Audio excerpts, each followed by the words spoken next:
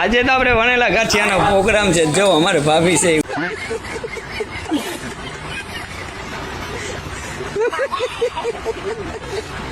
ગાંઠિયા બનાવે છે. કેવા સરસ મજાના બનાવે છે. ખાવ એટલે ખાતા જ રહે. આ જો અમારા મીરાબેન છે ને માતાજીના દર્શન કરે છે. તો મીરા દર્શન કર્યા તે કેવા દર્શન કરે આજે જો અમારી પાર્ટી છે ને કુળદેવી માના સાનિધ્યમાં. તો બધું અમે સુધા ટમેટા છે, ધાણા ભાજી છે, મેથીની ભાજી છે, બટેટા છે, આપણે શાક ભાત બને.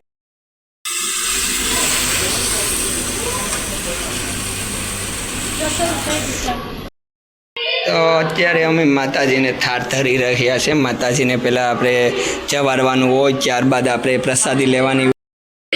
કેમ છે પિન્ટુભાઈ, મજામાં ને?